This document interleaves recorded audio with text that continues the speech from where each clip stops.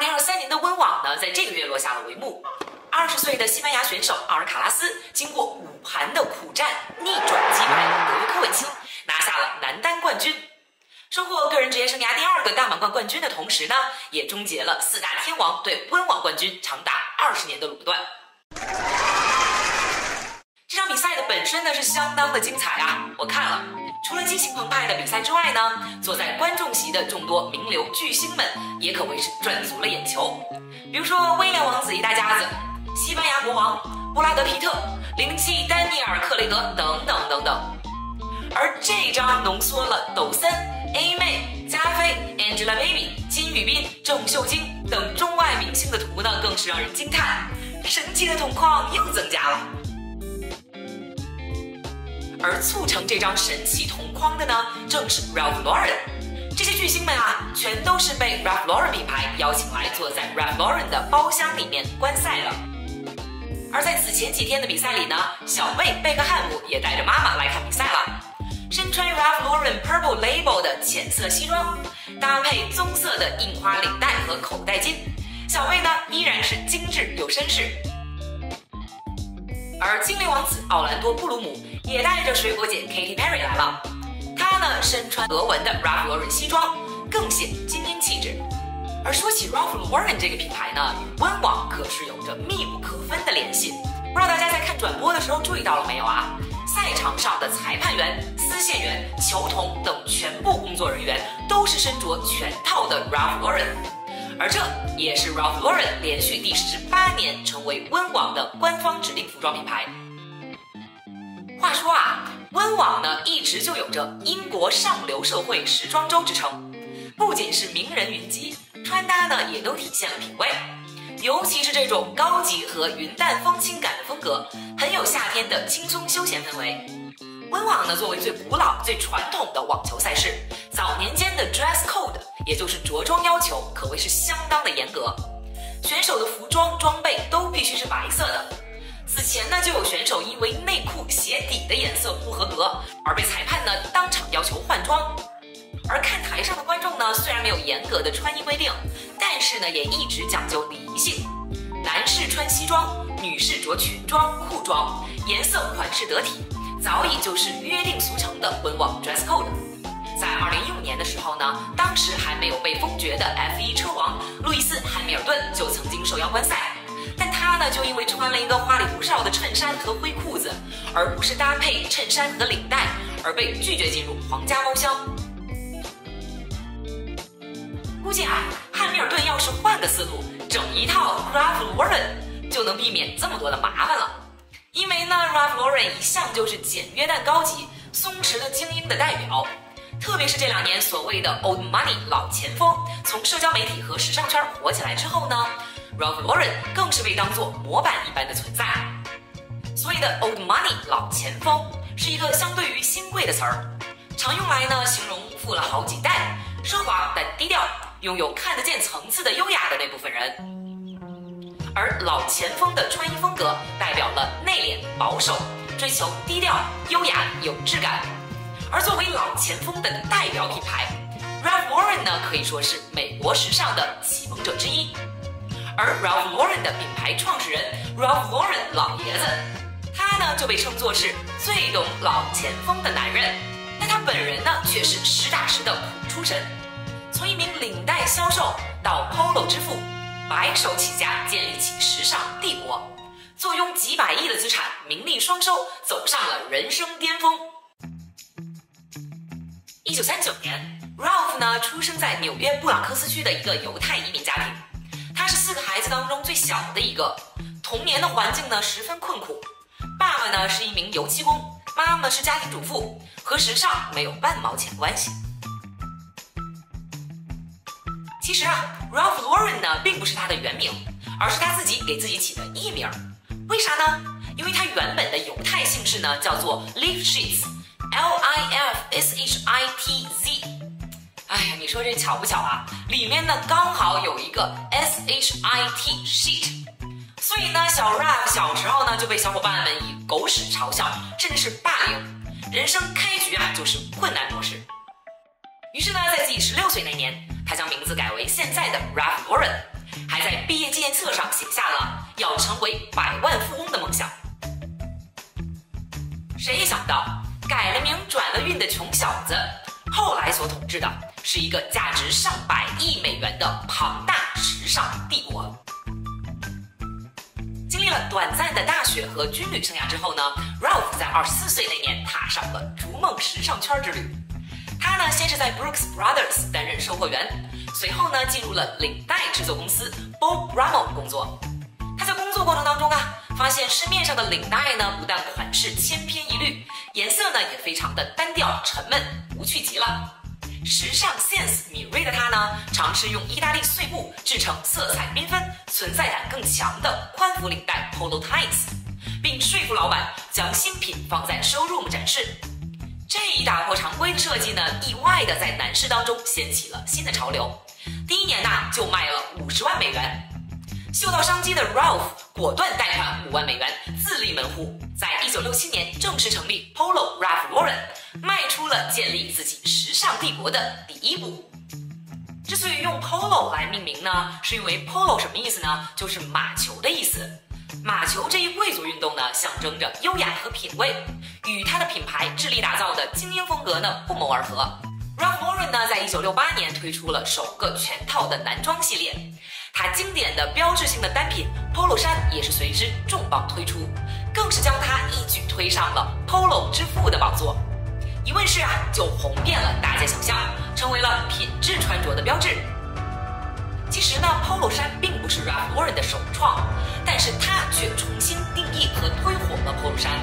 而且在完成了注册商标之后呢，想起 Polo 衫这个词啊，更是能直接可以与 Ralph Lauren 这个品牌画上等号。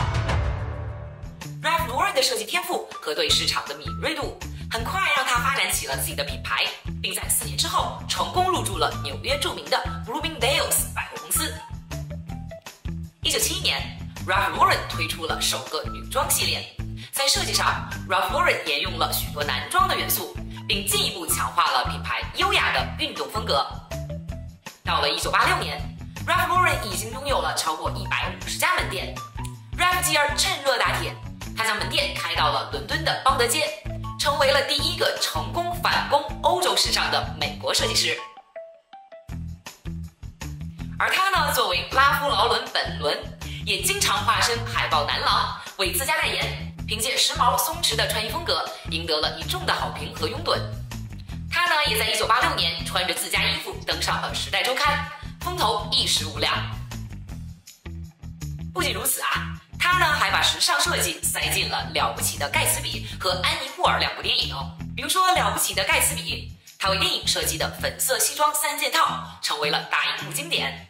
在电影的出圈效应之下，提到 Ralph Lauren， 人们就会不自觉地联想到上流社会精英名流的高品质生活。而且呢 ，Ralph Lauren 的衣服也走进了英国王室和美国白宫的衣柜，成为了王妃和第一夫人们选择的品牌。比如说戴安娜、希拉里、米歇尔·奥巴马等等，都穿过 Ralph Lauren。从总统们的常服，再到夫人们的礼服，几乎全被他包圆了。除了服装设计之外呢 ，Ralph 还将业务版图拓展到了家居餐饮、香水配饰等方方面面，一手建立起价值数百亿的时尚帝国，受到无数王室名流的青睐。年少时梦想成为百万富翁，却一不小心远远超越了自己的小目标，成为了100亿超豪。出身贫苦的 Ralph 一直对美好生活心生向往。我希望有一栋乡下别墅，一辆赛车，这些都是我小时候的梦想，现在呢都成真了。马术、高尔夫、大房子、绿草坪，它是无数美国梦的终极象征，代表着上流社会和高级知识分子的生活状态。正如 Ralph Lauren 本人所说，我设计的目的就是去实现人们心目中的美梦，可以想象到的最好的现实。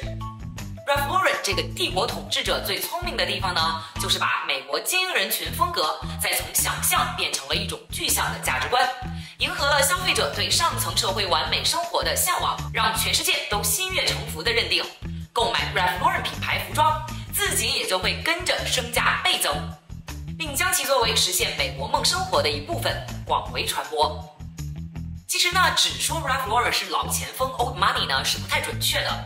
早期的 Ralph Lauren 的精品店在陈列商品的时候呢，有3种场景倾向。一呢是营造出一种老钱 Old Money 的乡村俱乐部的氛围。2呢是呈现出一种盖茨比式的新贵 New Money 的家庭衣橱氛围。3呢则是由常青藤风格 Ivy Style 所引领的学院派的休闲着装的氛围。这3种的场景倾向呢，也直接的体现在其广告的宣传片上。而这些场景的聚焦呢，可以说都是 Ralph Lauren 对美国梦以及美国人所向往的梦想生活的精致的描绘。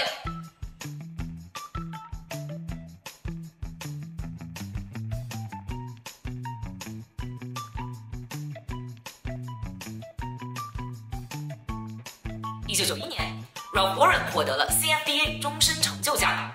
对他的颁奖词呢，就是一种由 Mr. Lauren 打造的美式生活时尚开始蔓延世界。不知道有多少人和我一样啊？其实第一次呢，听说 Ralph Lauren 拉夫劳伦这个品牌是在美剧《老友记》里，是不是？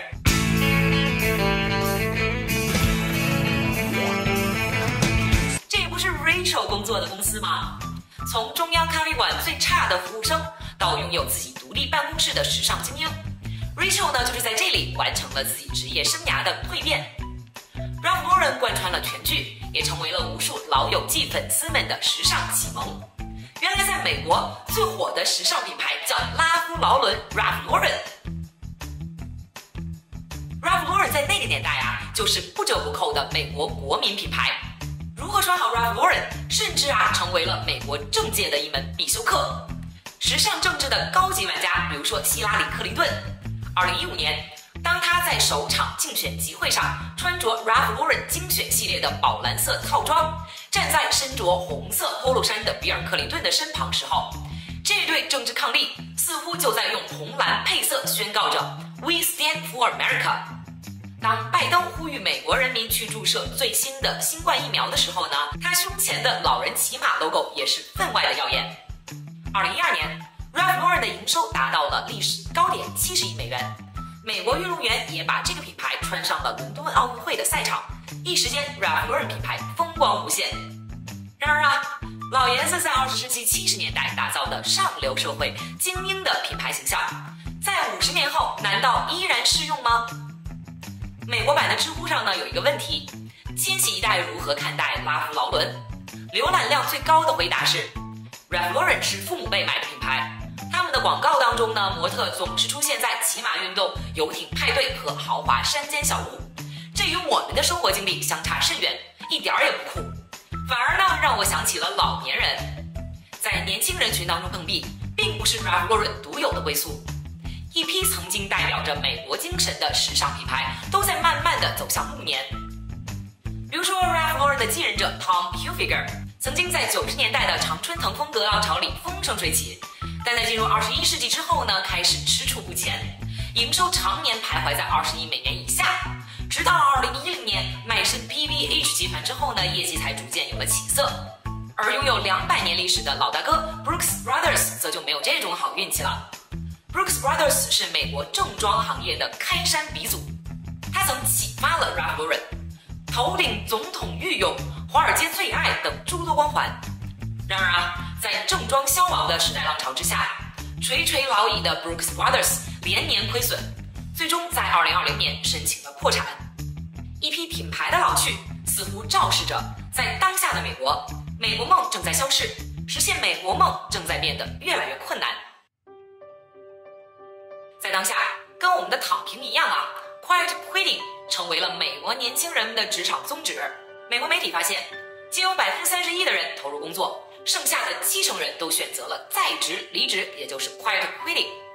他们只做最低限度的工作，能躺着就绝对不卷，能摸鱼就绝对不找活干。美国梦的本质呢，是对成功的渴求，对声名的向往。把上流社会的马球印在胸前的 Ralph Lauren 代表了父辈们的成功学，而在名和利之间，美国的当代年轻人们选择了安安静静做自己。